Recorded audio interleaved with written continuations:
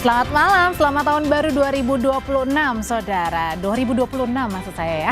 Di tahun yang baru ini, pemerintah akan mulai menerapkan hukuman pidana kerja sosial seiring dengan berlakunya KUHP dan KUHAP yang baru yang berlaku pada 2 Januari besok. Menteri MIPAS Agus Andrianto menyebut nantinya Kepala Balai Pemasyarakatan akan berkoordinasi dengan pemerintah daerah untuk membuat alternatif jenis pekerjaan yang kira-kira bisa dilakukan. Lantas siapa saja yang bisa menerima hukuman itu dan bagaimana bentuk pengawasannya nanti? Kami akan hadirkan diskusinya beserta dengan topik lain. Usai menghabiskan malam pergantian tahun di Sumatera Utara, Presiden Prabowo Subianto mengawali awal 2026 kali ini dengan berkunjung ke Aceh Tamiang, Provinsi Aceh. Prabowo sempat meminta maaf di sana karena belum mendatangi seluruh lokasi yang terimbas bencana longsor dan banjir bandang di Sumatera. Dua ulasan ini dan berita lainnya akan menjadi menu utama Sapa Indonesia malam kali ini di hari pertama bulan Januari. Saya Tifal Solesa. Dan saya Audrey Chandra menemani Anda di Sapa Indonesia malam.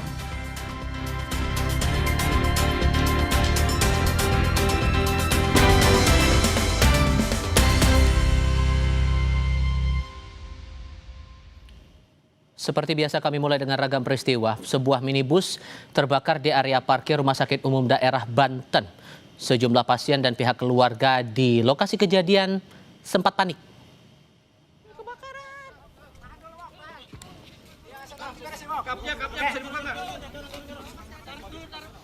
Api tiba-tiba muncul dari sebuah mobil yang terparkir.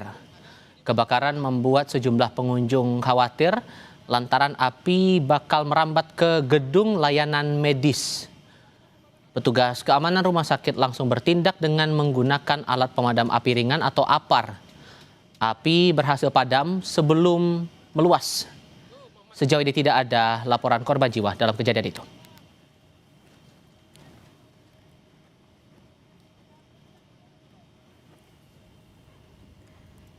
Saudara, 1 bulan lebih pasca bencana banjir bandang dan longsor menimpa Kabupaten Pidi Jaya, Aceh. Hujan deras dan meluapnya air sungai yang terjadi pada akhir November lalu merendam ribuan rumah warga, fasilitas publik hingga lahan pertanian. Ini adalah kondisi terkini wilayah Pidi Jaya pasca diterjang bencana banjir dan juga longsor 28 November lalu. Bencana 1 bulan lalu merupakan bencana terbesar dalam beberapa tahun terakhir. Kecamatan Merede, Merah 2, Ulim, dan Pidi Jaya ini menjadi kawasan yang mengalami kerusakan paling parah. Lebih dari 20.000 warga tercatat mengungsi dengan ratusan titik pengungsian. Saat ini masih banyak rumah yang tergenang lumpur dan belum bisa dibersihkan karena gelondongan kayu besar masih berserakan. Pemerintah masih memiliki pekerjaan rumah yang banyak untuk memulihkan wilayah ini menjadi sedia kala.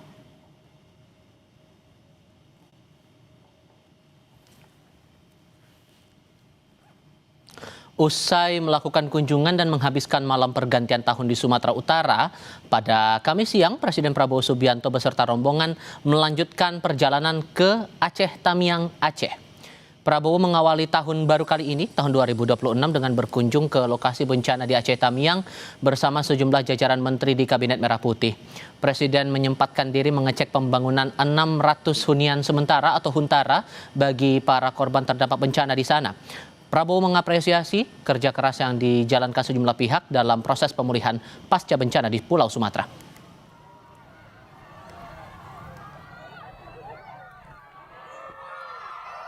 Dalam rangka membuktikan, jadi kalau ada menteri-menteri pejabat turun itu dia tidak turun untuk wisata, dia datang, dia melihat, mencatat, mengerti, mengambil keputusan, kan demikian kan.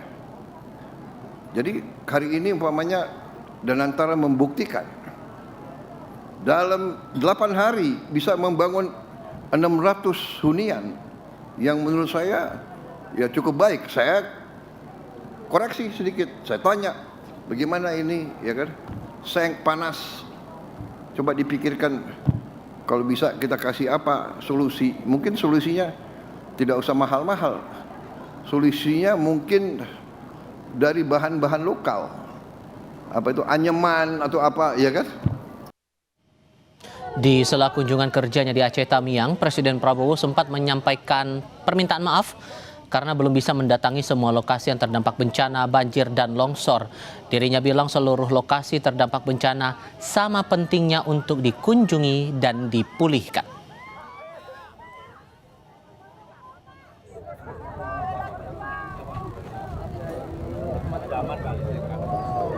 Banyak kabupaten lain bertanya kok Presiden belum sampai. Ya. Saya minta maaf saya belum bisa ke semua titik, tapi saya pilih atau saya disarankan hadir di tempat-tempat yang sedang ada kegiatan penting, dan walaupun semua daerah pasti mengalami kesulitan yang sangat besar. Tetapi saya sudah sampaikan ke Gubernur dan Mendagri, nanti insya Allah saya coba tetap daerah-daerah yang dampaknya besar akan saya datangi. Ikatan Guru Indonesia atau IGI Aceh melaksanakan aksi kemanusiaan di Kabupaten Aceh Tamiang. Selama 2 hari relawan turun langsung membantu sekolah dan masyarakat terdampak banjir bandang dan longsor.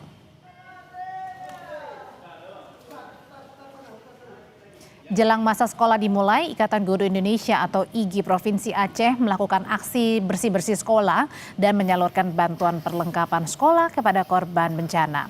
Relawan membersihkan lingkungan sekolah di SMA Negeri 1 Karangbaru dan SMA Negeri 4 Kejuruan Muda.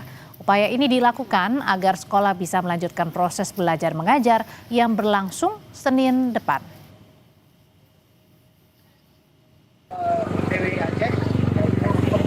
Memberikan semangat kembali kepada para anak-anak yang tentu mereka yang paling merasa terdampak pada saat ini terkait tentang bencana alam ini. Saudara, Presiden Prabowo Subianto meninjau pembangunan hunian sementara atau Huntara di Aceh Tamiang di hari pertama tahun 2026 ini. Kunjungan berlangsung untuk memastikan penanganan korban bencana berjalan cepat dan fasilitas dasar warga terpenuhi selama masa pemulihan. Dalam tahap pertama, pemerintah telah menyiapkan 600 hunian sementara di Aceh Tamiang. Hunian sementara ini diperuntukkan bagi korban banjir dan longsor yang kehilangan atau mengalami kerusakan berat pada rumah mereka. Setiap unit Huntara dibangun dengan luas 4,5 kali 4,5 meter persegi.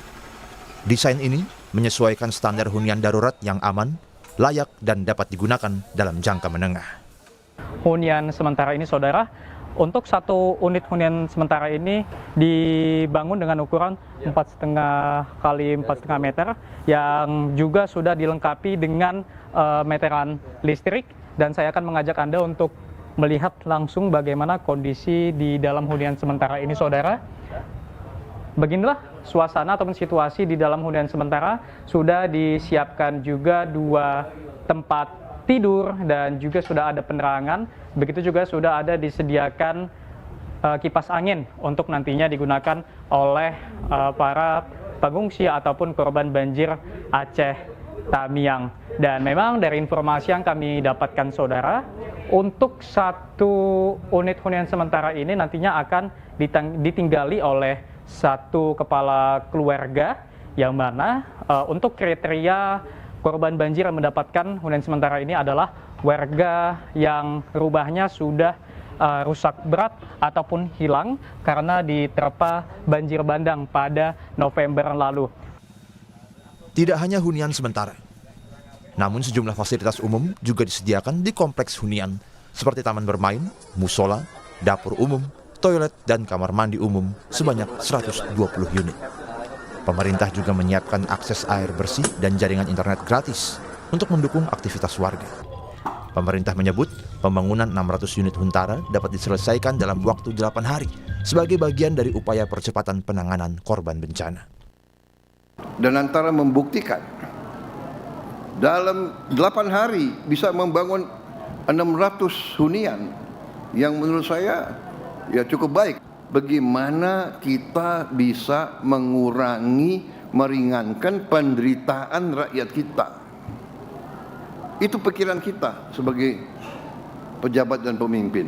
Ya, jadi hal-hal yang nyinyir itu kita anggap sebagai katakanlah sebagai peringatan bagi kita. Presiden juga menjelaskan alasan pemerintah tidak juga menetapkan status bencana nasional di 3 provinsi di Sumatera yang terdampak. Masih ada yang mempersoalkan kenapa tidak bencana nasional.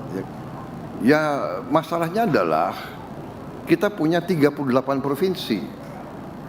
Masalah ini berdampak di 3 provinsi. Masih ada 35 provinsi lain.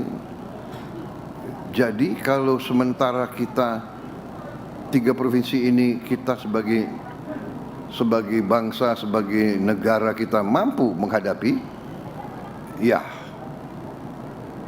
kita tidak perlu menyatakan bencana nasional. Tetapi tidak berarti kita tidak memandang ini sebagai hal yang sangat serius. Warga Aceh Tamiang rencananya akan mulai menempati hunian sementara ini pada minggu pertama di bulan Januari 2026. Ke depan, Danantara menargetkan pembangunan sebanyak 15.000 unit hunian di berbagai wilayah terdampak bencana, yakni Sumatera Utara, Sumatera Barat, dan Aceh. Dengan rincian, 12.000 unit di Aceh, 2.000 unit di Tapanuli Selatan dan Tapanuli Tengah, lalu Sumatera Barat 500 unit. Tim Liputan, Kompas TV. Di hari pertama tahun 2026, Presiden Prabowo meninjau pembangunan Huntara untuk korban bencana di Aceh Tamiang. Lalu untuk mengetahui lebih lengkap terkait dengan kunjungan Prabowo atau Presiden Prabowo ke Aceh Tamiang, kita tanyakan kepada jurnalis Kompas TV, Emir Syahpurba dan juru kamera Roganda Malau. Emir, sepanjang hari ini Presiden Prabowo pergi ke Aceh Tamiang terutama untuk melihat langsung bagaimana penanganan pembangunan Huntara. Apa saja poin-poin penting yang disampaikan Presiden kepada warga di sana? Ya, saudara, memang di hari pertama tahun 2026 ini Presiden Prabowo langsung mengunjungi Aceh Tamiang sebagai agenda pertamanya di tahun 2026 untuk mengecek kesiapan hunian sementara yang ada di Aceh Tamiang. Dari informasi yang kami dapatkan, saudara, untuk di Aceh Tamiang sendiri pada tahap pertama ini akan dibangun 694 unit rumah ataupun hunian sementara, dan jika kita rincikan 600 unit itu dari Danantara Indonesia, kemudian ada 84 unit dari Kementerian PU, dan 10 unit dari salah satu organisasi kemanusiaan. Dan nantinya akan ada penambahan unit-unit hunian sementara mengikuti dengan bertambahnya data yang masuk ataupun diinput oleh pemerintah daerah. Dan tadinya Presiden Prabowo setelah melakukan peninjauan di rumah ataupun hunian sementara milik Danantara ini, ia langsung memimpin rapat terbatas bersama dengan jajaran menteri, begitu juga dengan Gubernur Aceh dan Bupati Aceh Tamiang. Tadinya ada beberapa poin yang disampaikan di mana Presiden Prabowo Subianto mengapresiasi kinerja Danantara Indonesia yang mampu membangun hunian sementara ini dalam waktu 8 hari. Namun begitu ada beberapa masukan yang diberikan oleh Presiden Prabowo Subianto pada saat rapat terbatas tadi, dan juga ada perhatian lain ataupun hal lain yang disinggung oleh Presiden Prabowo, yaitu mengenai normalisasi sungai di Aceh Tamiang yang seperti kita tahu banjir bandang yang menerpa Aceh Tamiang ini menyebabkan terjadinya pendangkalan sungai akibat material lumpur, begitu juga dengan kayu yang terbawa arus banjir. Dan kembali ke hunian sementara, saudara, nantinya warga akan tinggal di hunian sementara ini ditargetkan pada minggu pertama Januari 2026 dan akan menempati Huntara ini sampai dengan hunian tetap akan dibangun. Dan memang di Huntara ini Presiden Prabowo juga mengatakan cukup layak ataupun layak huni karena memang didukung dengan fasilitas dasar yang salah satunya ada di belakang saya. Ini merupakan arena bermain yang dapat digunakan oleh anak-anak penyintas bencana banjir bandang Aceh Tamiang.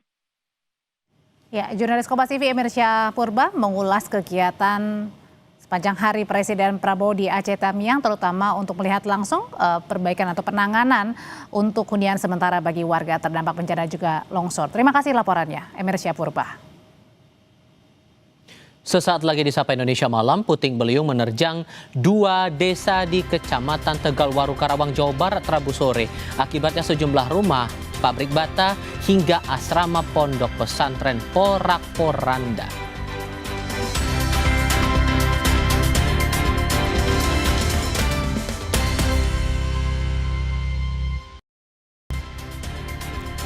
Informasi dari puting beliung yang menerjang dua desa di Kecamatan Tegalwaru, Karawang, Jawa Barat, Rabu sore. Akibatnya sejumlah rumah, pabrik bata, hingga asrama pondok pesantren porak-poranda.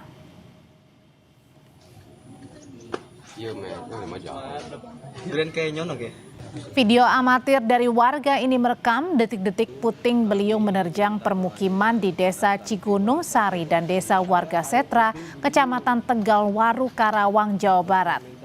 Pasca diterjang puting beliung, sejumlah rumah warga rusak.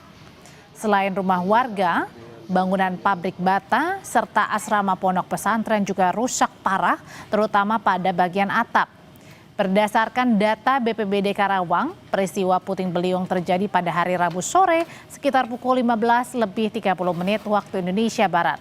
Tidak ada korban jiwa maupun korban luka karena warga maupun santri berhasil menyelamatkan diri saat angin menerjang.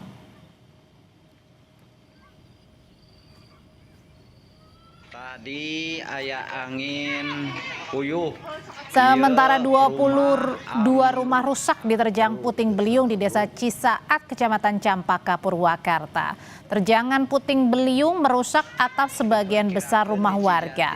Kamis pagi, warga terdampak puting beliung mulai bergotong royong memperbaiki rumah mereka. Salah satu warga mengungkap puting beliung baru pertama kali terjadi di permukiman mereka. Selain rumah, puting beliung juga merusak 2 kandang ternak dan penggilingan milik warga.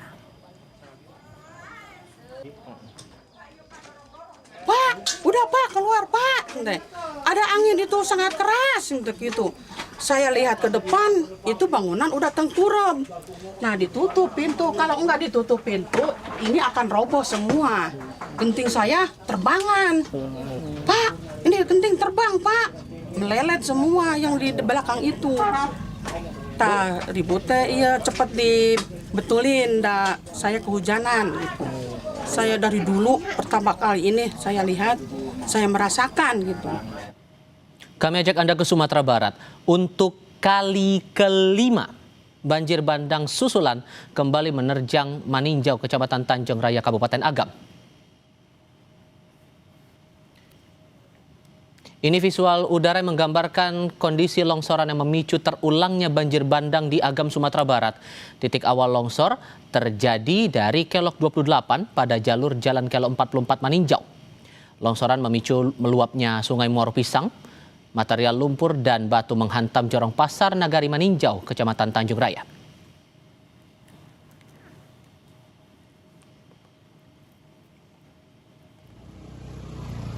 Selain menutup akses jalan utama Lubuk Basong Bukit Tinggi, material terjangan banjir bandang pun menghanyutkan 1 unit rumah warga. Tidak ada korban jiwa dalam peristiwa ini karena seluruh warga di area ini sudah dievakuasi sejak banjir bandang pertama. Saat ini personel gabungan sudah melakukan proses pembersihan material banjir bandang. Kita bilang, ini air sudah turun lagi kan, udah sampai gini. Udah sampai air di bawah. Terjadi lagi luapan air Muaro Pisang mulai dari Kelok 28 menuju Nagari Maninjau.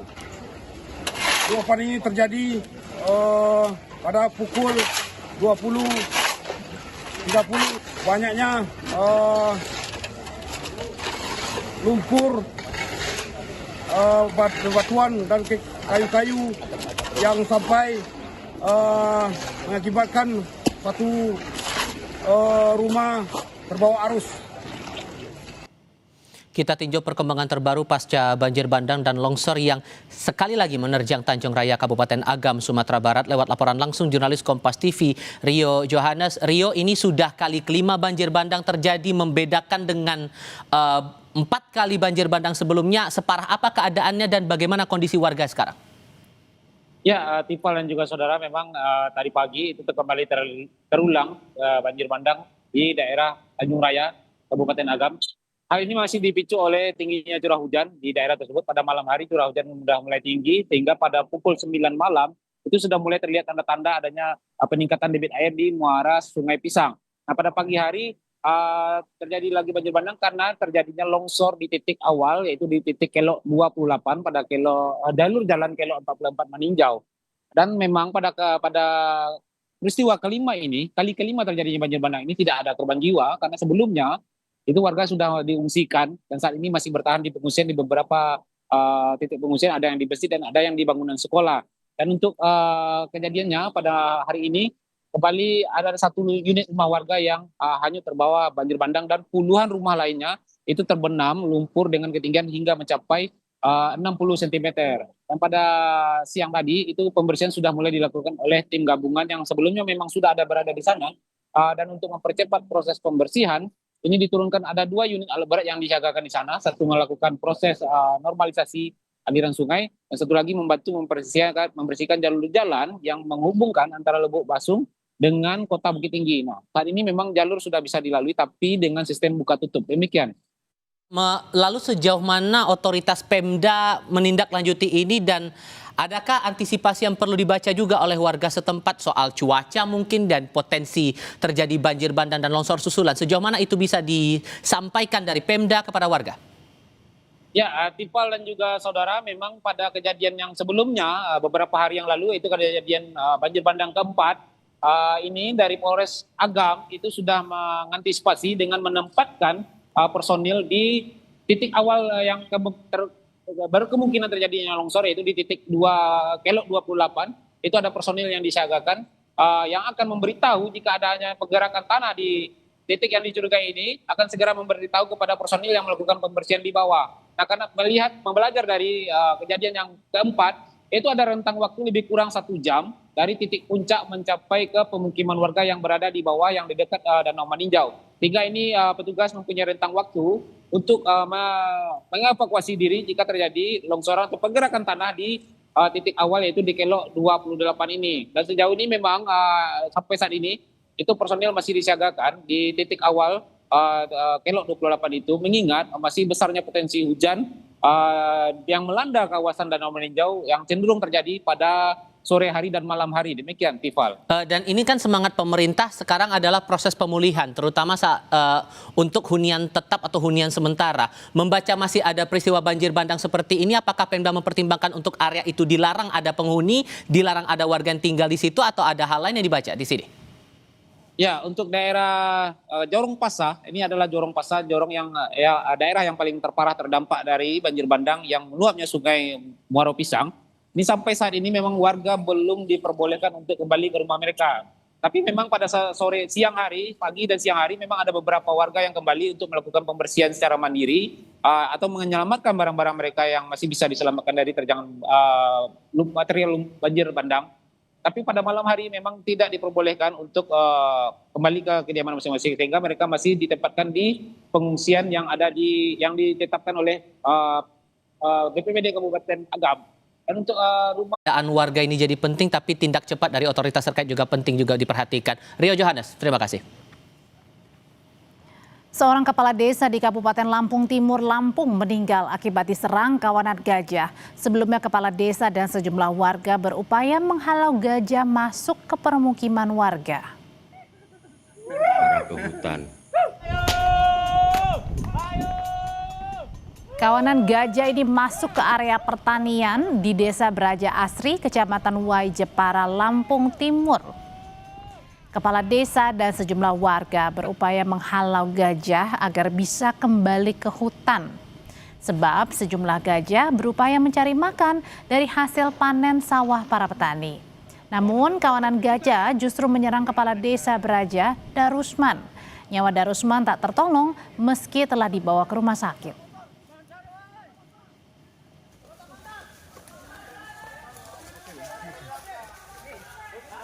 Seekor gajah menyerang, turun ke lokasi pertanian, menunggu hasil panen. Tetapi kan yang namanya gajah liar seperti itu masyarakat tidak bisa menghalau sepenuhnya. Pemerintah ini harus bisa berpikir bagaimana mengantisipasi ke depan supaya tidak terjadi korban nyawa lagi seperti yang dialami adik saya. Balai Taman Nasional Waikambas Lampung Timur mengungkap 11 gajah liar masuk ke wilayah pertanian dan akhirnya menyerang warga. Pihaknya dan pemerintah daerah berupaya mengerahkan puluhan gajah jinak untuk mencegah kejadian terulang. Posisi gajah. Saya mengimbau masyarakat untuk bersama-sama dengan petugas dari Taman Nasional Waikambas untuk bersama-sama kita melakukan blokade ya. Jangan sampai gajah keluar ke peladangan dari pemerintah daerah. Itu sudah sama-sama menyikapi hal ini dengan berbagai program, terutama untuk perbaikan tanggul. Kita beranjak ke berita kriminal, saudara. Influencer atau pemengaruh sekaligus kreator konten Ramon Doni Adam atau DJ Doni menerima teror bangkai ayam dan bom molotov.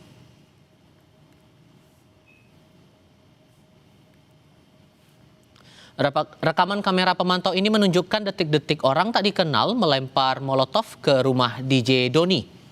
2 hari sebelumnya, DJ Doni juga menerima kiriman bangkai ayam berisi pesan ancaman. DJ Doni menganggap teror ini sebagai ancaman pembunuhan. Kasus telah dilaporkannya ke Polda Metro Jaya.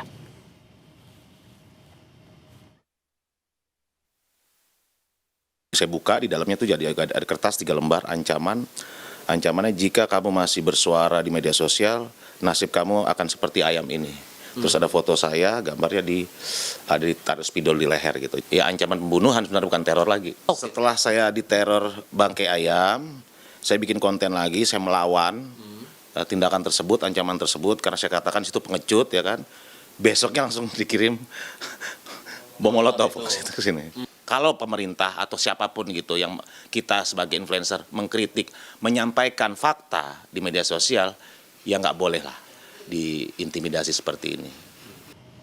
Komisioner Kompolnas Muhammad Khairul Anam mengecam teror kepada pemengaruh, kreator konten hingga aktivis. Anam menilai undang-undang menjamin kebebasan berekspresi dan berpendapat para influencer, kreator konten hingga aktivis. Pihak yang tidak setuju sepatutnya mengekspresikannya juga dengan pendapat.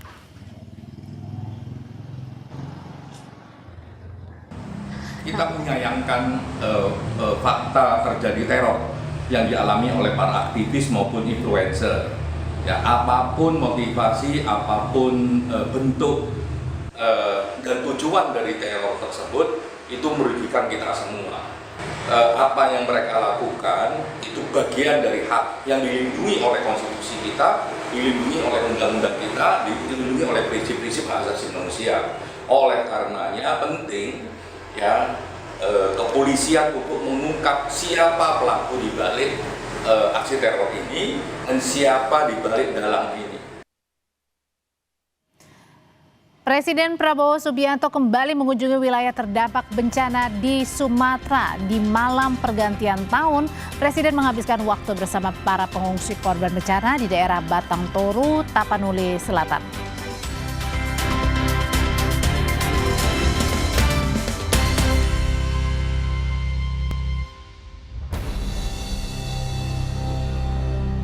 Presiden Prabowo Subianto kembali mengunjungi wilayah terdampak bencana di Sumatera. Di malam pergantian tahun, Presiden menghabiskan waktu bersama pengungsi korban bencana di daerah Batang Toru, Tapanuli Selatan. Presiden sempat menyinggung progres penanganan bencana di wilayah Sumatera Utara. Prabowo bilang saat ini hampir tidak ada lagi desa yang terisolasi akibat bencana. Ia berjanji pemerintah tidak akan meninggalkan warga korban bencana. Tadi dilaporkan kepada saya bahwa di Tapanuli Selatan ini sudah tidak ada lagi desa yang terputus, yang terisolasi. Juga di seluruh Sumatera Utara, sebagian besar sudah mengalami perbaikan. Tadi Gubernur melaporkan mungkin dari awalnya sekian puluh desa, sekarang mungkin tinggal 5 desa yang masih terputus. Tentunya kita tidak puas. Saya minta semua lembaga bekerja terus siang malam. Percayalah bahwa pemerintahmu, bahwa pemimpin-pemimpinmu, bahwa presidenmu tidak akan pernah meninggalkan saudara-saudara sekalian. Kita akan bersamamu. Bukan kali ini saja kunjungan ke korban bencana Sumatera. Di bulan Desember, Presiden telah 4 kali melakukan kunjungan ke 3 provinsi yang terdampak bencana banjir dan longsor. Pada kunjungan pertama 1 Desember lalu, Prabowo sempat meninjau beberapa daerah dan memerintahkan percepatan pembukaan akses di daerah yang terisolasi agar warga bisa segera mendapat bantuan. Sama semua instansi yang reaksinya sangat cepat untuk memberi bantuan. Memang kondisi alam memang sangat menantang, ya, sangat menimbulkan kesulitan. Banyak jalur masih terputus. Tapi kita segera melakukan segala upaya untuk mengatasi kesulitan-kesulitan yang dialami. Presiden juga menjanjikan penyediaan listrik, air bersih, dan bantuan untuk warga yang rumahnya rusak. Saya dapat laporan listrik di Sumatera Barat sudah hampir air mati Pak, air.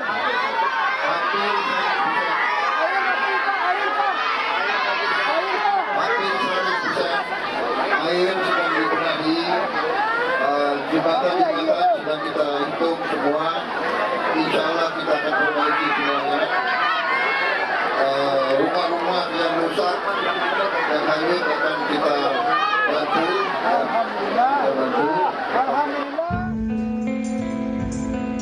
7 Desember 2025, Presiden Prabowo kembali berkunjung ke wilayah terdampak bencana di Sumatera.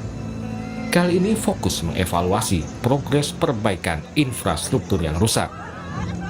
Presiden memberi perhatian khusus pada pembangunan jembatan dengan menunjuk Kasat Jenderal Maruli Simanjuntak sebagai penanggung jawab. Ditargetkan pembangunan setiap jembatan akan berlangsung selama 1 minggu. Ini kita lihat salah satu jembatan Bailey yang sedang dibangun. Mereka kerja terus, diharapkan 1 minggu sudah bisa buka. Dan dari sini bisa terus untuk membuka 3 jembatan lagi. Saya tunjuk nanti Kasat untuk membantu dan pemerintah daerah, karena beliau punya banyak pasukan seni, pasukan konstruksi, dan pasukan pembangunan, pasukan teritorial, jadi bisa segera membantu. Siap. Prabowo juga mulai memberi perhatian pada pembangunan hunian sementara dan menegaskan pemerintah pusat akan membantu mencarikan lahan. Hunian sementara, Pak Presiden. Ini hunian sementara apabila tanahnya cukup dari pemerintah daerah. Ini satu keluarga. Itu apa? Satu keluarga per preset. Luasnya berapa tuh? Luasnya tipe 36, Pak Presiden, 8 kali 5, Pak Presiden. 3. Jadi daripada mereka tinggal di tenda, ini lebih representatif mereka tinggal di hunian sementara, Pak Presiden. Ini bisa bertahan. Satu hunian harganya berapa? Harganya sekitar 30 juta, Pak Presiden. Satu hunian sementara. Ada WC kamar mandi. Ada WC kamar mandi, siap. Di dalam satu, tapi karena Huntara ini 30 juta ya? 30 juta, Pak Presiden. Itu bahannya apa itu? Prefabnya? 36 ya? Ya, tipe 36, Pak Presiden. Saya kira termasuk murah itu. Kita akan cari tanah-tanah negara, ya. Jadi nggak boleh ada Pemda yang keluar uang untuk lahan. Pada kunjungan ketiga, 17 Desember 2025, Presiden Prabowo meninjau pemulihan infrastruktur dasar dan fasilitas publik, lalu memberikan penekanan pada pembangunan hunian sementara bagi korban bencana. Target pembangunannya 1 bulan. Ya, dan saya bersyukur keadaan sudah membaik, walaupun kita semua masih prihatin, tapi kita bekerja keras supaya segera memulihkan keadaan. Saya gembira sudah melihat rumah-rumah hunian sementara sudah mulai dibangun, bisa selesai hunian sementara sebulan, supaya ibu-ibu, bapak-bapak semua sudah tidak perlu tinggal di tenda. Prabowo Subianto menegaskan akan terus mengawal penanganan dampak bencana di Sumatera. Presiden pun berjanji setiap pekan akan datang ke wilayah Sumatera yang terdampak bencana. Saya merencanakan minimal seminggu sekali akan saya lihat daerah itu untuk memantau perkembangan. Dalam rapat kabinet 15 Desember lalu, Prabowo menargetkan dampak bencana Sumatera akan pulih dalam waktu 2 hingga 3 bulan mendatang. Liputan Kompas TV.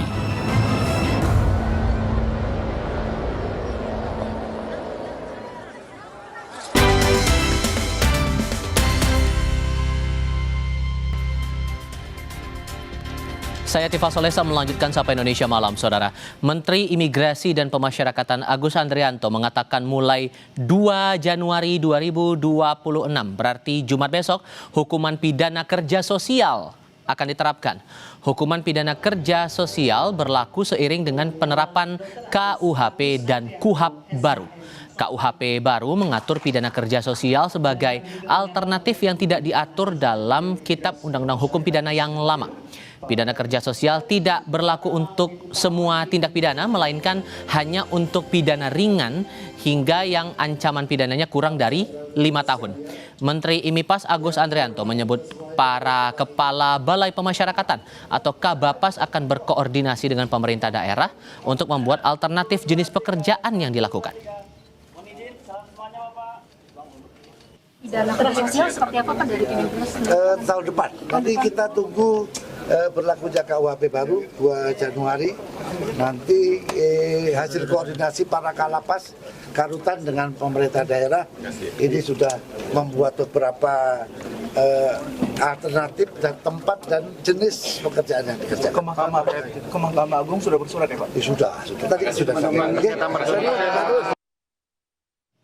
Jadi sejauh mana hukuman pidana sosial itu diterapkan dan siapa saja yang bisa menjalankan pidana itu?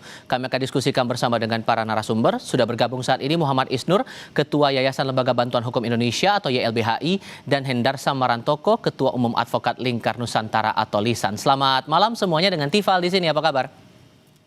Selamat malam Tifa. Malam Mas Tifa. Terima kasih. Semua sudah bergabung bersama kami kali ini. Bang Hendarsam, kalau dalam KUHP nasional itu kan disebutkan jenis pidana yang bisa diterapkan untuk pidana kerja sosial ini yang di bawah 5 tahun. Tapi kalau spesifik pidananya menurut Anda yang paling relevan dan layak diterapkan kerja sosial ini yang narapidana yang kena pidana yang kayak gimana sih? Ya kan memang dalam KUHP sudah dibatasi, ada beberapa tindak pidana yang ancaman di bawah 5 tahun. Jadi ada ancaman dan ada yang dijatuhi hukuman di bawah 5 tahun. Jadi dua hal tersebut kan luas ya. Tapi yang pasti tidak ada tindak pidana korupsi ya kan yang akan dijatuhi hukuman di bawah enam bulan ya, 6 bulan. Jadi karena ini kan secara aspek yuridisnya dia hanya bisa dikenakan kepada mereka-mereka yang terpidana dengan vonis 6 bulan ke bawah, itu aspek yuridis ya kan. Kemudian kita juga harus lihat aspek filosofisnya itu sendiri ya kan, bahwa aspek filosofisnya itu apa, bahwa pidana itu adalah bukan upaya untuk negara membalas dendam, tapi adalah untuk melakukan perbaikan dan pemulihan. Nah, kalau ini kita bisa lihat dari apa? Kenapa namanya untuk tempat narapidana itu, terpidana itu adalah lembaga pemasyarakatan, bukan penjara. Nah, ketika namanya lembaga pemasyarakatan, maka oleh karena itu pendekatannya ada dimasyarakatkan orang tersebut, diberdayakan di dalam para terpidana tersebut, kan? Itu filosofinya, tujuan awal pembentuk undang-undang itu seperti itu. Jadi ini sejalan dengan undang-undang lembaga pemasyarakatan itu sendiri, ya kan gitu kan. Artinya bisa di dalam dan bisa di luar, dan dibatasi hanya untuk yang 6 bulan ke bawah saja. Kemudian kita lihat juga kalau kita lihat juga dari aspek sosiologis umpama kan seperti itu kan. Dalam prakteknya ya sebenarnya lembaga pemasyarakatan ini sendiri cukup ada beberapa praktek yang problematik ya kan, banyak terjadi tindak pidana itu malah terjadi di dalam ya kan, ada scam di situ, ada narkoba di situ, sehingga ada istilah namanya school of crime ya. Jadi malah rutan atau lembaga pemasyarakatan itu menjadi tempat orang untuk melakukan tindak pidana kejahatan. Oke. Nah, seperti itu. Sorry Bang, saya potong. Saya potong. Tapi kalau kemudian membaca pidana kerja sosial ini berlaku untuk pidana ringan atau pidana yang di bawah 5 tahun, ini kan skupnya luas ya. Menurut Anda yang lebih fair itu hanya untuk spesifik pada pidana tertentu saja, atau semua yang tindak pidana ringan yang di bawah 5 tahun berhak mendapatkan itu? Ya makanya kan ada 2 aspek ya. Ancaman hukumannya di bawah 5 tahun, kemudian vonisnya di bawah 6 bulan. Gitu loh. Jadi kalau kita bicara di bawah 5 tahun ya silakan dilihat sendiri. Tapi kalau vonisnya di bawah 6 bulan, ini makanya artinya ini bisa dikatakan pidana ringan. Gitu loh. Jadi kembali lagi kepada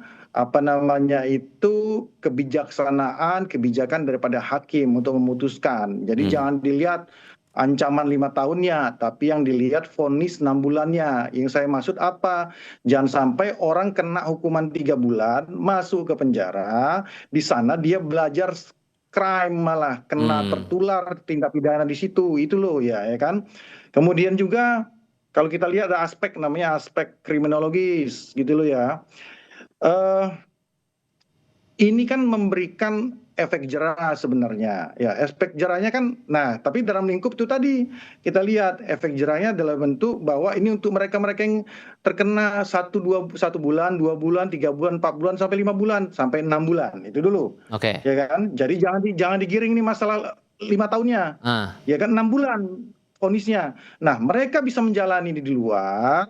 Nah aspek jerahnya ada, karena apa? Mereka akan mungkin nanti di pidana sosialnya itu dijalankan di rumah sakit, ya kan? Kemudian di lembaga-lembaga tertentu, ya sehingga oleh karena itu dilihat nih, ya kan? Orang ketika ini siapa ini? Oh narapidana. Nah, aspek itu akan memberikan budaya malu dibanding dia di dalam. Kecuali yang udah ancaman 3 tahun, 4 tahun ya ngapain kena itu. Makanya ditetapkan itu seperti itu. Nah, kemudian juga jangan dilihat juga, nanti saya selesaiin dulu, baru nanti kan enak jawabnya ya. Oke. Kalau kita lihat dengan perbandingan internasional, ini bukan hal yang baru, ini merupakan suatu paradigma atau gagasan hukum pidana modern. Ya, jadi ini pidana modern itu memang seperti itu, ya. Jadi lebih kepada isi penjara itu adalah hukum pemidanaan itu adalah ultimum remedium, adalah upaya terakhir. Makanya spiritnya adalah ultimum remedium, restorasi justice. Nah, Ini udah diterapkan di negara-negara lain, ada Jepang di situ, di negara-negara Eropa, ya kan, di Australia, di negara Skandinavia, udah dijalankan hal tersebut.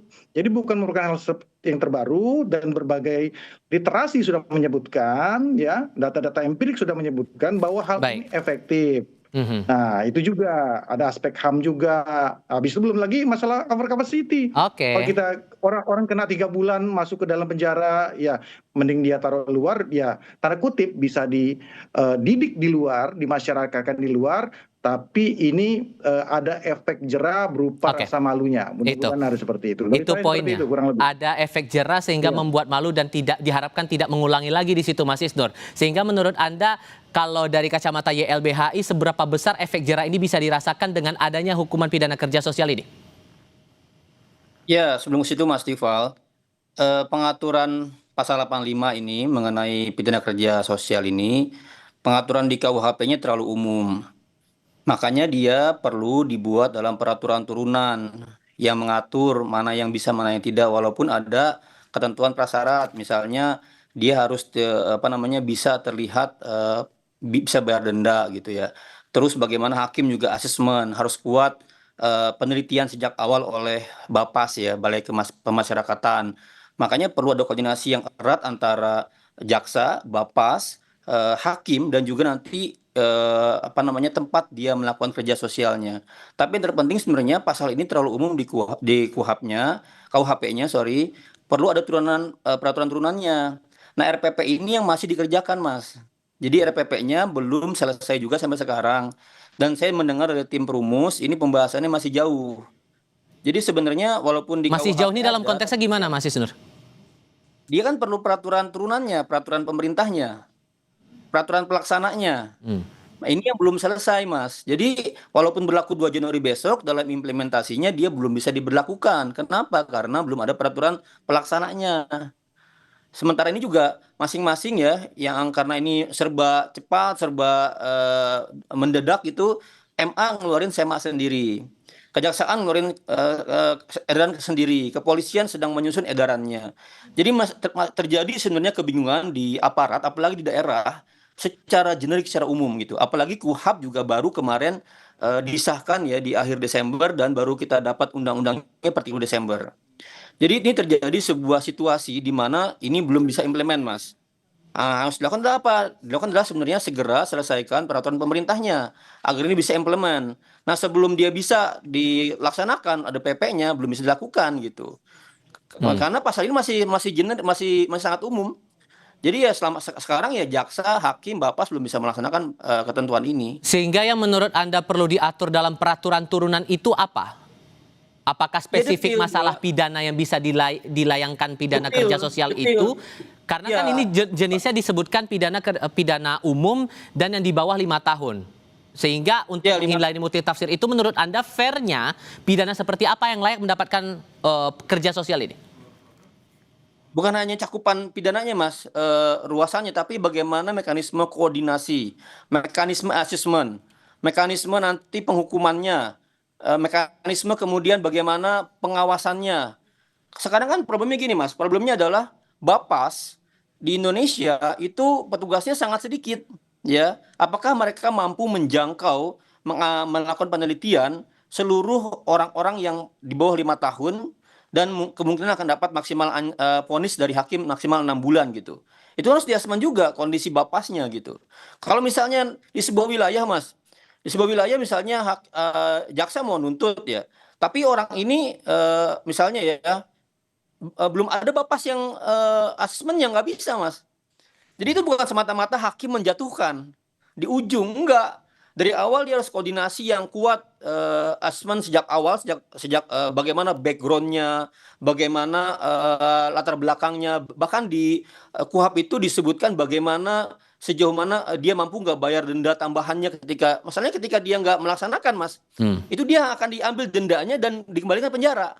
Kan ada akibatnya ketika dia nggak melaksanakan. Jadi nggak semudah itu hakim menjatuhkan, harus ada asesmen yang kuat. Nah, tapi ini belum bisa dilaksanakan. Saran kami, ini belum bisa berlaku ya. KUHP pun sekarang dalam kondisi yang banyak aparat di daerah sangat bingung ya dengan transisi seperti ini, dan tidak ada masa jedanya berlakunya. maka sebaiknya tunda dulu yang KUHP ya.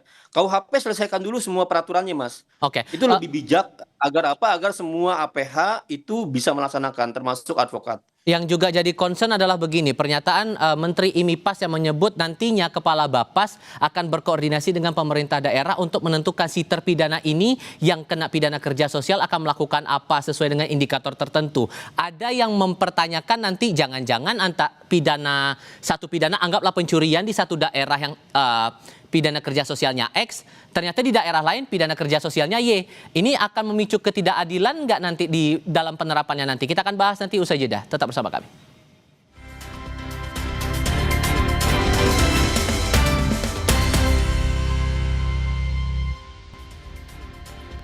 Bang Hendar, dari pernyataan Menteri IMIPAS menyebut Kepala Bapas nantinya akan berkoordinasi dengan Pemda menentukan pidana kerja sosial apa yang layak untuk si terpidana ini. Kalau kemudian mengambil konteks seperti ini, ada yang mengkhawatirkan antara satu daerah dengan daerah lain kalau kemudian ambil kasus terpidana pencurian, ini mendapatkan jenis kerja sosial yang berbeda-beda di tiap daerah. Kekhawatiran itu juga Anda dapatkan dengan merujuk turunan teknisnya aja belum keluar sampai sekarang? Memang mungkin saya agak sedikit berbeda. Apakah itu perlu PP atau tidak? Itu kan masalahnya kan. Ini kan perdebatan hukum administrasi negara dan hukum tata negara. Yeah. Tapi apabila kita mau pakai kata-kata yang lebih populis, ya kan? Apakah tunggu sampai negara siap?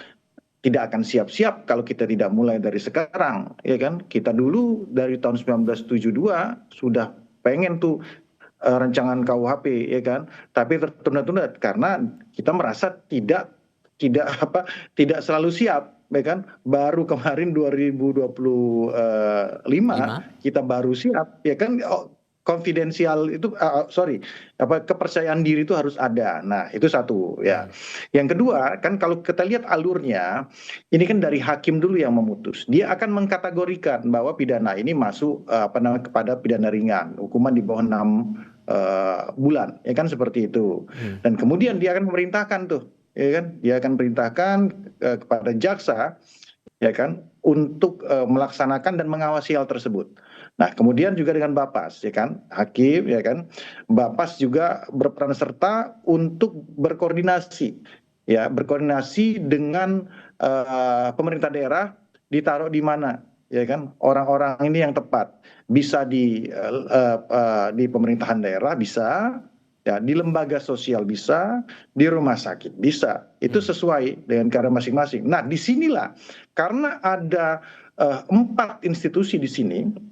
Ada hakim, ada jaksa, ada Bapas, ada pemerintahan daerah yang saling mengontrol check and balance, dan oleh karena itulah makanya ruang untuk terjadinya praktik kita anggap praktik dalam implementasinya yang tidak baik, ya kan, ini menjadi tereliminir gitu loh. Kita berharap seperti itu. Sebenarnya tantangannya bukan di masalah hal normatif seperti yang disampaikan Mas Isnur, tapi tantangannya adalah pada saat implementasinya, apakah ini nanti kemudian bisa disalahgunakan atau tidak gitu loh, ya kan. Nah, makanya saya jawab, ini semua punya peran masing-masing yang kemarin mungkin tidak ada di dalam UHAP kita. Contohnya seperti itu, di mana contoh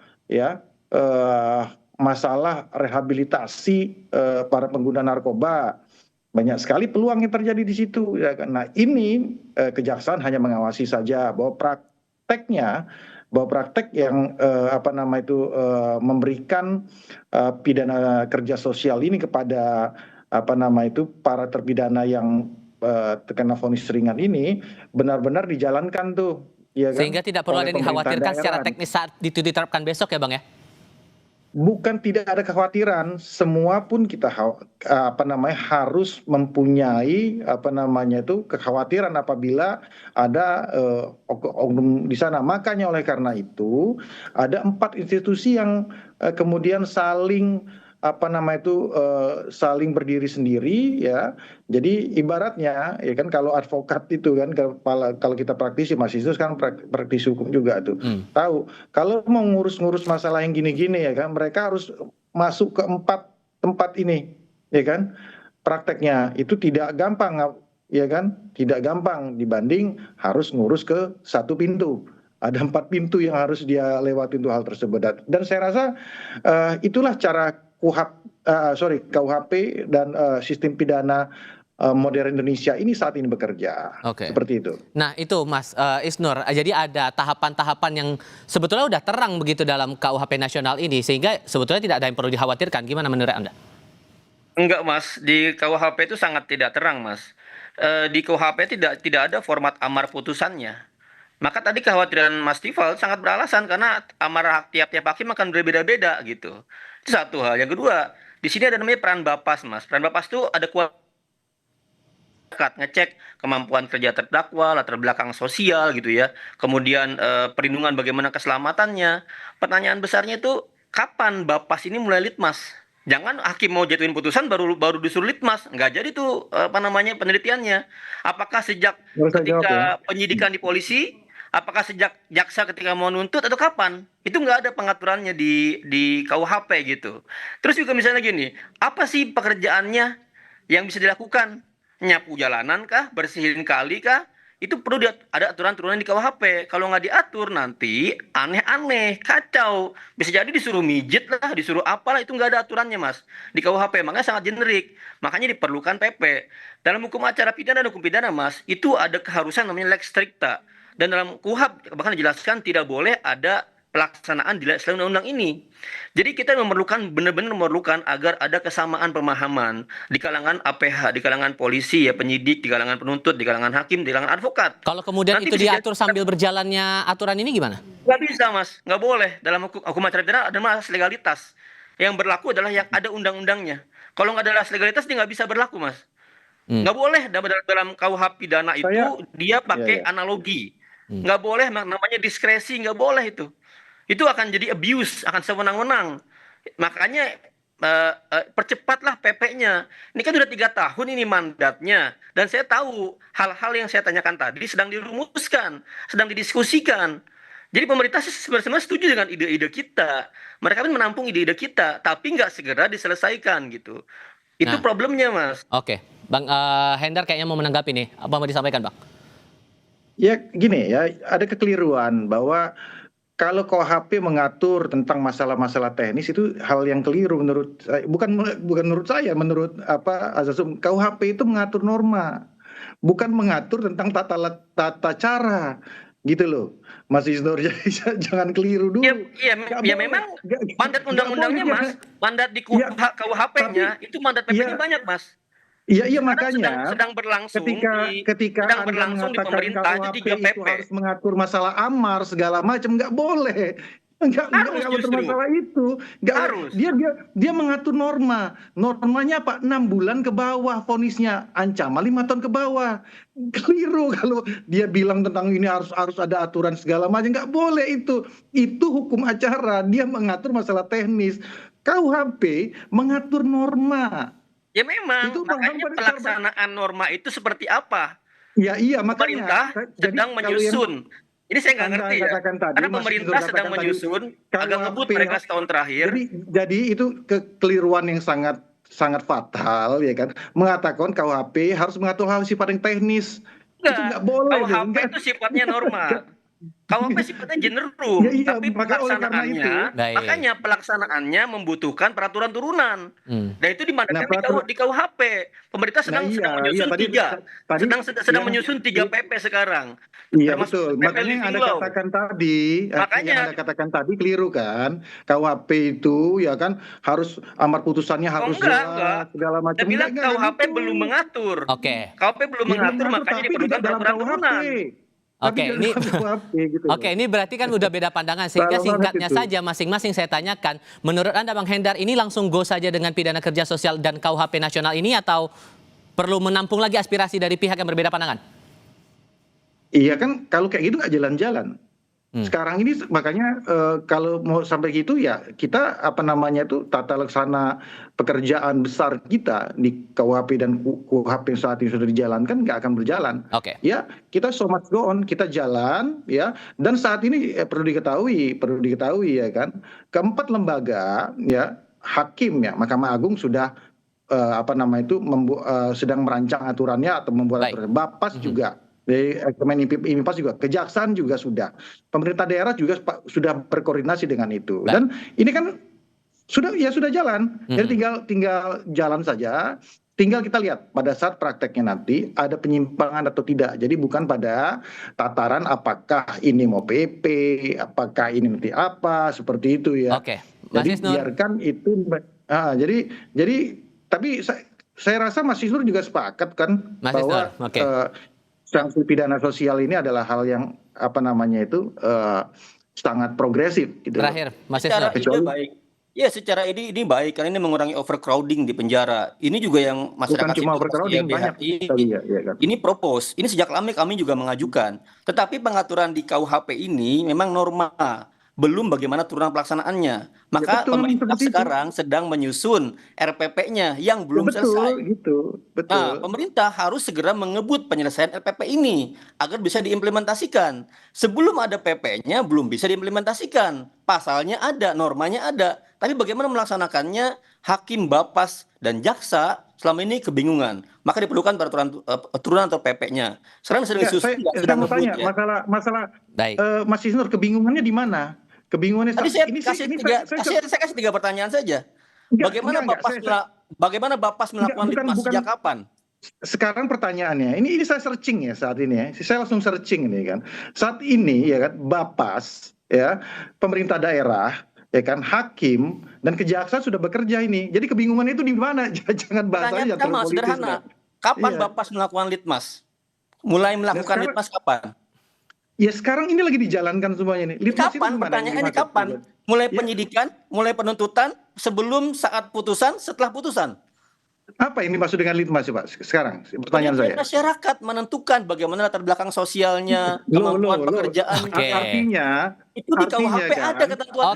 Mohon maaf sekali. Saya terpaksa harus menyudahi dulu karena durasinya terbatas. Tampaknya ini lagi dijalankan litmasnya, itu lagi dijalankan, makanya di dalam situ ada kapan, sejak kapan? Aduh, Mas Isnur, kalau undang-undang SPPA itu jelas. Baca berita. Di situ ditulis ya, di situ dibuat bahwa saat ini pemerintah daerah dengan kejaksaan lagi bekerja. Itu lagi proses litmasnya. Aduh, gimana sih? Coba Mas tanya deh ke Menkum, tanya ke Menko-nya, sedang dirumuskan tuh PP-nya di mana. Masa partai dari aktivis pemerintah nggak tahu sejauh mana prosesnya? Kami tahu karena teman-teman kami berada di dalam tim sana. Gitu. Jadi kekhawatiran ini menurut Anda akan efeknya bakal bagaimana kalau itu tetap dijalankan, Mas Isnur? Ya beda-beda hakim. Hakim nggak ngerti mau pakai cara apa. Beda-beda sih. Sanksinya seperti apa? Apakah bersih-bersih kali? Bersih-bersih musola, itu clusteringnya sedang dibahas di RPP di pemerintah. Ini yang salah. Hakim dia tidak memutus untuk bersih-bersih kali, itu bukan pekerjaan hakim. Ini salah. Hakim memutus bahwa dia akan kena pidana kerja sosial. Tapi pidana kerja sosialnya apa? Nah itu Mas Isnur, berapa banyak, berapa lama? Nggak ngerti Anda itu. Bagaimana yang keliru, Hakim tidak memutuskan bahwa dia harus bersih-bersih kali. Hakim itu memutus, dia diputus, nanti dulu, dia divonis. Dia divonis, kemudian dia dikenakan pekerjaan sosial, pidana sosial. Cuma batas itu, tidak ditulis bahwa hakim harus dia bersih-bersih kali, dia harus diri itu bukan hakim. Di pidana kerja sosial itu harus jelas ditempatkan di mana, pekerjaannya apa. Sekarang pertanyaan saya, itu hakim atau bukan yang memutus? Semua harus diputus dalam putusan hakim.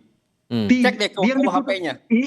Itu kekeliruan Anda. Belajar lagi. Baca KUHP-nya dong makanya. Belajar lagi, Anda belajar lagi. Kalau pertanyaan lagi deh.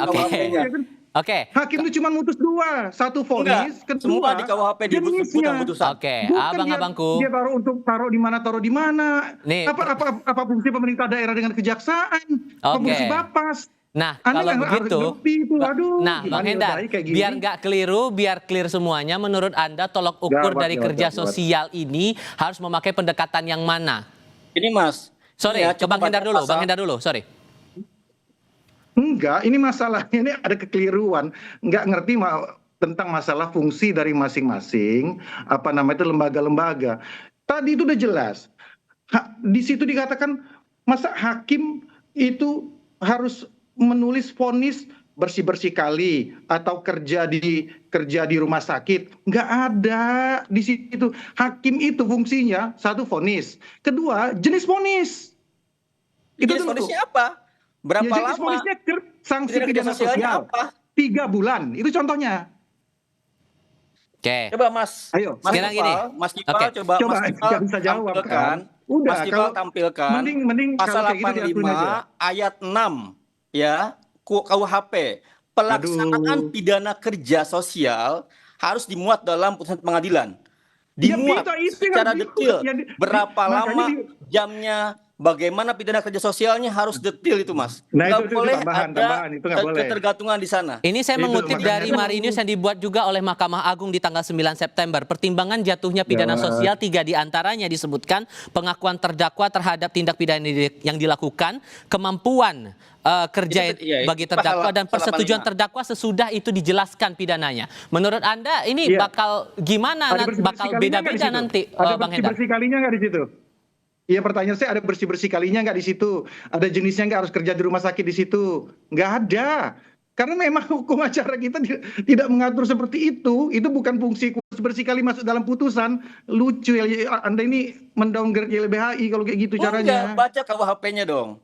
Ya udah, saya Oke. baca, sudah baca. Ikuti juga. Ini debat. Ikuti juga Oke. Debatnya bakal Anda panjang nggak dan ngerti tampaknya kita akan filosofi beri ruang gimana. untuk Belajar kesempatan filsafat lah. berikutnya. Terima kasih banyak Belajar Bang Hendar. filsafat dulu.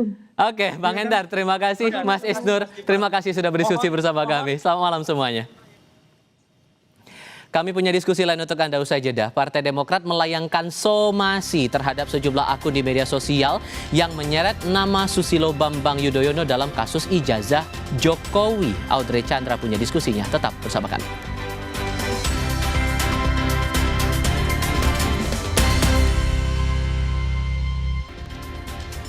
Saudara, Partai Demokrat membantah misinformasi yang menyeret nama Presiden ke-6 Republik Indonesia Susilo Bambang Yudhoyono dalam kasus ijazah Jokowi.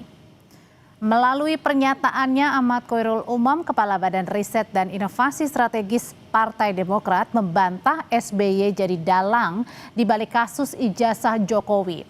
Demokrat menyebut misinformasi tersebut bisa merusak reputasi dan ruang demokrasi. Karena itu Demokrat akan mengambil sikap tegas terhadap politik fitnah, karena jika dilakukan pembiaran maka tatanan demokrasi tidak akan sehat.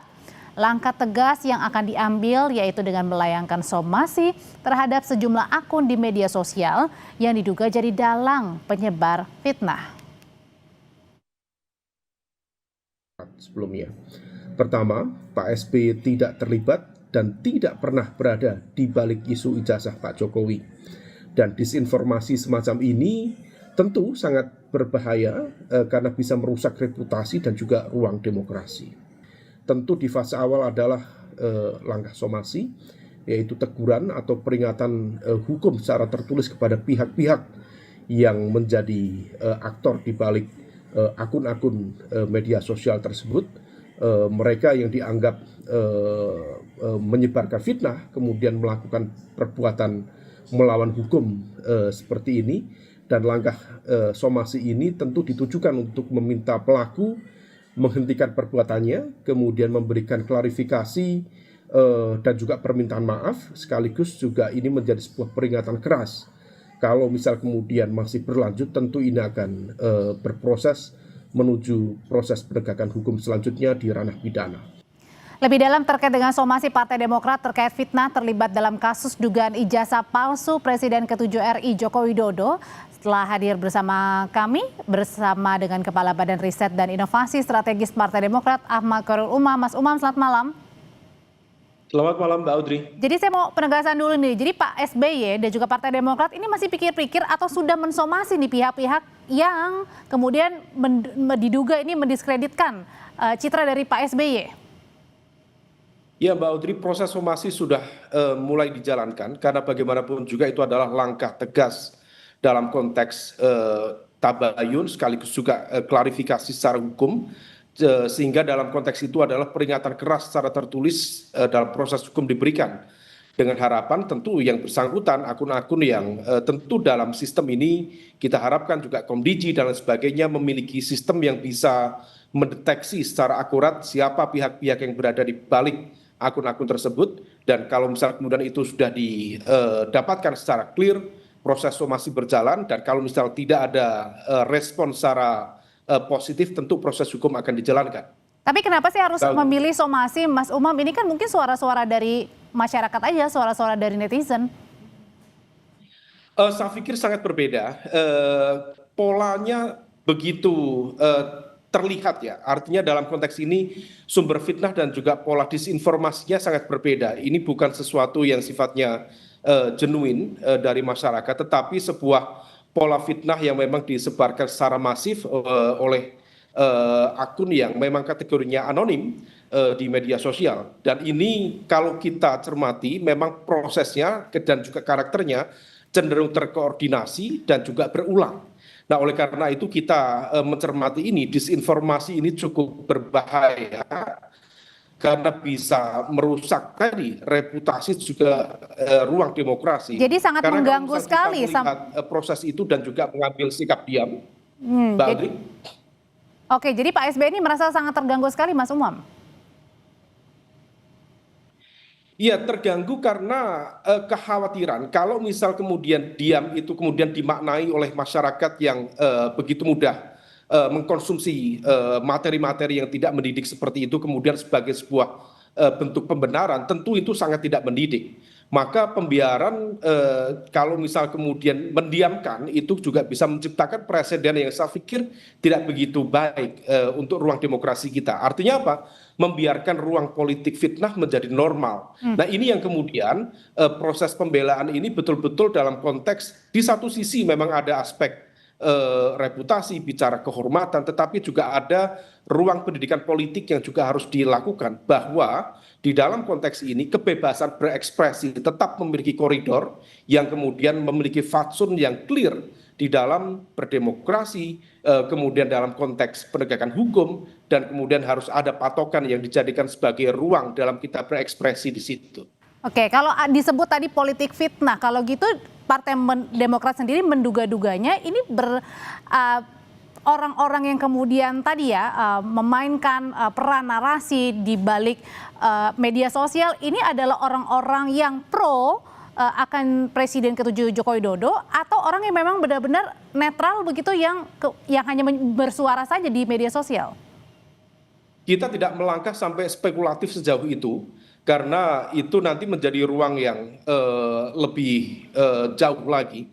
Tetapi bahwa akun-akun yang kemudian berkembang kadang juga merebak secara sporadis, memang angkanya view-nya tidak terlalu besar. Kadang itu ada yang sampai ribuan, bahkan di angka 10.000 dibanding dengan angka-angka yang pemberitaan mungkin bisa sampai jutaan dan lain sebagainya. Tetapi sekali lagi bahwa fitnah itu kalau misalnya kemudian dibiarkan, dia kemudian bisa menjadi sebuah menjelma menjadi kebenaran baru yang kemudian tentu tidak mudah untuk kemudian diklarifikasi. Nah, di dalam konteks ini adalah bagian dari civic education kita, bahwa negara harus diatur dengan rule of law, bukan rule of noise atau rule of rumors.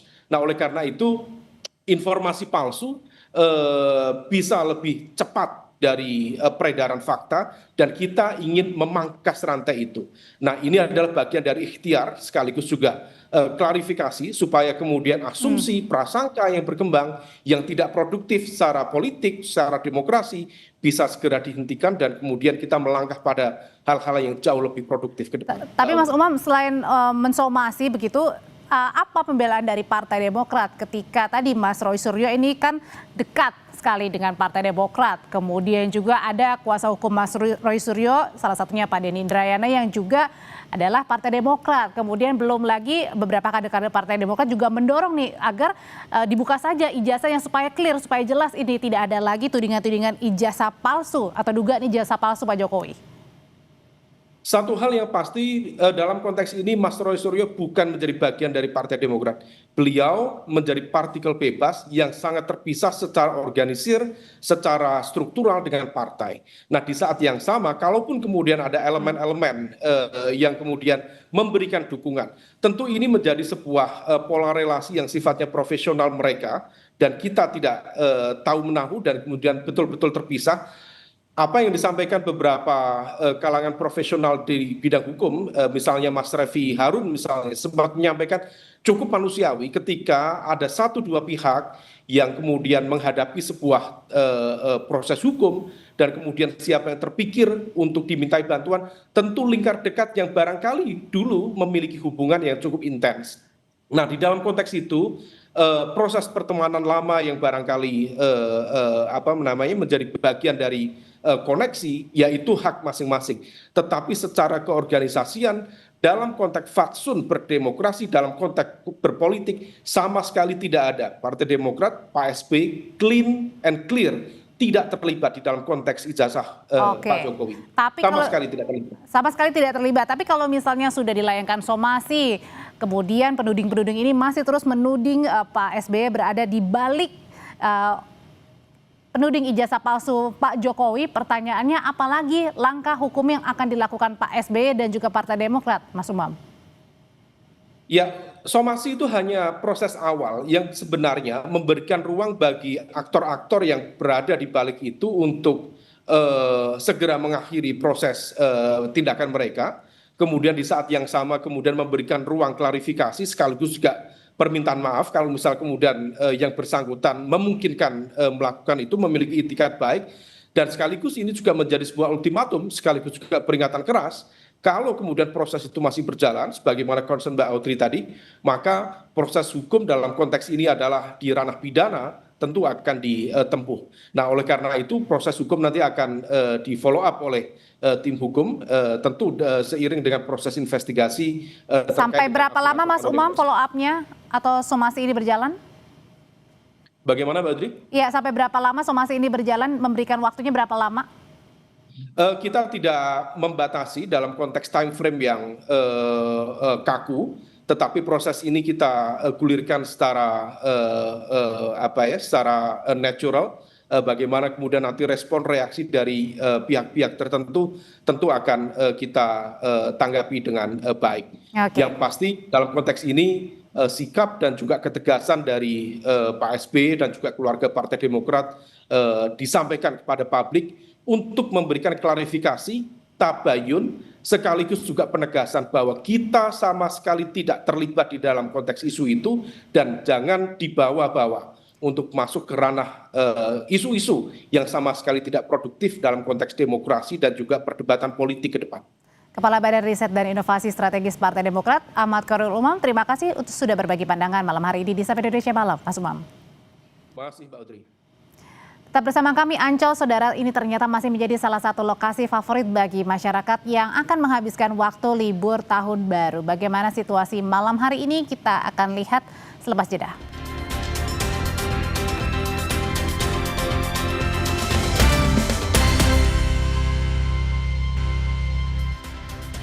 Yang baru mau pergi nih, kita lihat arus lalu lintas di Tol Cikampek Kamis petang ramai lancar. Mayoritas kendaraan masih didominasi kendaraan pribadi jenis minibus. Di hari libur tahun baru, lalu lintas di Tol Cikampek ramai di kedua arah, baik dari ada kendaraan yang datang dari Jakarta maupun arah sebaliknya. Selain wisatawan dari Jakarta, jalan tol juga ramai oleh wisatawan lokal dari Bekasi dan Karawang tujuan wisata Purwakarta. Hal ini terpantau dari ramainya kendaraan di sejumlah kendaraan sekitar kilometer 55 gerbang tol Karawang Timur. Mengantisipasi kepadatan, polisi dan jasa marga telah menyiapkan rekayasa lalu lintas kontraflow. Itu lalu lintas ya. Sementara untuk area wisata pada hari pertama tahun baru ini, kawasan Malioboro, Yogyakarta terlihat ya saudara masih menjadi spot favorit wisatawan. Jelang malam hari kepadatan wisatawan makin bertambah. Meski sempat diguyur hujan sejak siang tadi, kawasan Malioboro masih dipadati oleh para pengunjung. Hujan tidak menyurutkan antusiasme wisatawan yang ingin berfoto di sana.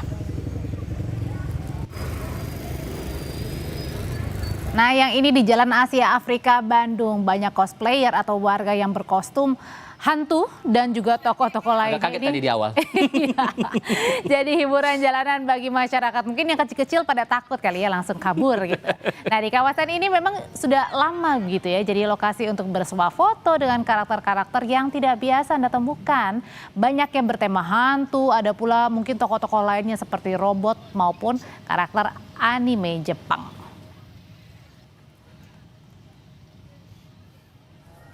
Di Ancol, Jakarta Utara juga tak kalah ramai oleh para pengunjung, bahkan makin malam itu dia jumlah pengunjung yang masuk masih terpantau tinggi. Bahkan hingga sore tadi, saudara, pengunjung Ancol sudah mencapai lebih dari 65.000 orang yang mau jalan ke Ancol. Sabar-sabar aja dulu, mana tahu agak macet di gerbang masuk nih. Di area pantai masih jadi destinasi favorit di sana. Banyak masyarakat menikmati suasana pantai dengan bermain pasir, bersantai, atau sekadar menikmati angin laut. Ya, karena memang di Jakarta anginnya lagi kenceng ya, seperti puncak ya. Wah. Gimana situasi terbarunya di hari pertama tahun 2026 masih suasana libur begitu ya. Kita akan sapa ada 2 jurnalis Kompas TV yang cantik-cantik. Yang pertama di kawasan Asia Afrika Bandung dan juga Ancol Jakarta. Di Ancol ada Abel Insani dan dari kawasan Bandung ada Fida Alatas. Nampaknya saya mau ke yang terdekat dulu deh di Ancol. Jadi kalau malam hari ini masih banyak yang baru datang. Sebenarnya ngapain warga ke Ancol ini malam-malam hari, Abel? Ya, Audrey dan juga Tiffal, memang di sini masih ramai ya, bahkan semakin malam semakin ramai, betul sekali. Kalau misalnya satu hari mengelilingi Ancol tuh kayaknya nggak cukup gitu ya, kayak butuh 2 hari gitu, karena memang banyak sekali yang bisa dilakukan di Ancol ini, mulai dari berenang bisa, ke dunia fantasi bisa, bermain-bermain di pantai juga bisa. Nah, kali ini saya ada di pantai, di mana ini masih banyak sekali masyarakat yang melakukan aktivitas di sini. Mulai dari gelar tikar aja, piknik bersama keluarga, kemudian ada yang nemenin anaknya bermain pasir, terus juga ada yang karaoke keluarga, ini asik sekali. Nah, mungkin saya akan tunjukkan kepada Anda, Audrey dan juga saudara, bagaimana situasi dan juga kondisinya di pantai di Ancol. Nah, ini di pantai Ancol, Audrey dan juga saudara, ini masih banyak sekali keluarga yang melakukan aktivitas bersama keluarganya. Memang kalau kita bisa bilang sih Ancol masih jadi destinasi favorit begitu ya bagi warga Jakarta ataupun juga warga sekitar Jakarta begitu. Tadi saya sempat tanya, ada yang dari Bekasi, ada yang dari Tangerang, kemudian ada yang dari Garut, sengaja untuk menikmati atau menghabiskan waktu libur di awal tahun ini ke Ancol bersama dengan keluarga. Kemudian juga kalau misalnya kita bilang murah, ini juga termasuk yang murah karena ke pantai di Ancol ini kan gratis. Kemudian banyak sekali yang bisa dilakukan. Terus ada juga kuliner-kuliner yang juga bisa jadi opsi atau pilihan dari warga yang memang sedang berkunjung ke Ancol begitu, mulai dari jagung bakar ada, sosis bakar ada, atau juga bisa kalau misalnya gelar tikar terus kemudian membawa makanan sendiri, ini bisa juga Audrey dan juga saudara. Jadi memang wisata murah di Ancol ini memang masih menjadi yang favorit gitu ya, bisa dibilang bagi warga Jakarta dan juga sekitarnya. Tadi juga saya sudah sempat nyoba ini, naik kapal nelayan, murah sekali Audrey dan juga saudara. Ini bisa dicoba kalau misalnya Audrey dan juga Tiffal ini datang ke Ancol untuk bisa menikmati situasi dan juga kondisi pada saat libur awal tahun baru 2026. Kembali ke Anda. Aduh, enak banget. Terima kasih laporannya Abel Insani. Nah, kalau misalnya tadi di Ancol masih banyak yang baru datang. Kalau di kawasan Asia Afrika gimana nih? Saya mau tanya Vida dulu. Vida, kalau di kawasan Asia Afrika itu kan banyak ya warga yang kemudian berkostum ala-ala hantu anime Jepang. Sebenarnya apa yang mereka cari di sana? Ya, Audrey dan juga saudara, sama seperti di Ancol. Kalau di kawasan Asia Afrika ini memang yang dicari biasanya itu lebih populer suasana malamnya. Dan tidak hanya suasana malam, Audrey dan juga saudara, yang paling dicari di ikon kota Bandung ini adalah warga atau wisatawan yang memang sengaja datang ke sini untuk mencari hantu dan setan-setan. Tapi ini bukan hantu dan setan beneran ya, Audrey dan juga saudara. Seperti yang tadi Audrey bilang, memang di sini banyak sekali cosplayer gitu ya. Kalau tadi Audrey sempat bilang kayaknya kalau anak kecil akan takut ya sama hantu-hantu, tenang saja. Di sini anak kecilnya malah pada excited ketemu setan, Audrey. Selain itu kalau memang anak kecilnya ini pada takut begitu ya sama cosplayer hantu, di sini juga ada cosplayer lain seperti ratu-ratu cantik gitu ya, ada Elsa dan lain sebagainya. Nah, saya mau kasih unjuk Anda salah satu hantu terpopuler di sini. Ini adalah hantu, apakah Anda bisa mengenalinya? Halo, ini hantu siapa ya? Kok kayaknya familiar banget? Walid. Oh, Walid. Dari mana? Dari Malaysia. Dari Malaysia. Bisa kasih kata-kata nggak, Walid? Ya. Hujan emang air, dia milik orang lain. Kuku. Cakep. Nah itu tadi ya. Kirain mau tatap mata Walid, bukan ya? Oh bukan. Oke siap. Makasih Walid. Terima kasih ya. Nah itu bagaimana kalau di sini Audrey dan juga saudara para wisatawan tidak hanya bisa berfoto dengan para cosplayer, mereka juga bisa menikmati suasana ikonik dan juga bersejarah di kawasan.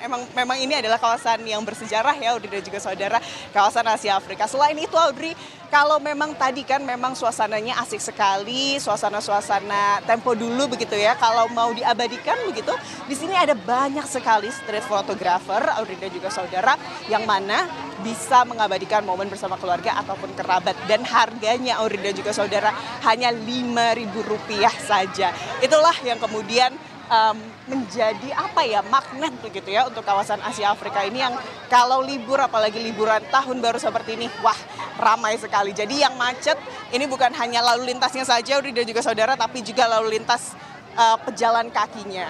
Dan di sini juga kalau Anda lapar atau ingin cemil-cemil, bisa langsung saja ke daerah belakangnya, karena di sini wisatanya lengkap Audrey, wisata kulineran juga bisa. Oke, jadi dari sana nggak hanya bisa lihat hantu-hantu lokal ya, tapi ada juga hantu-hantu internasional. Ada Nun juga tadi suster ya di sana ya. Pokoknya lengkap di sana. Terima kasih laporannya Fida Alatas dan Abel Insani. Jadi silahkan mau pilih ya, nggak hanya hantu lokal di kawasan Asia Afrika. Tapi yang jadi concern saya adalah keamanan barang pribadi, apalagi kan areanya ramai seperti itu ya, nggak di Ancol, Asia Afrika padat seperti itu. Menjaga barang pribadi juga jadi penting di sini. Kita jeda sebentar, tetap di Kompas TV.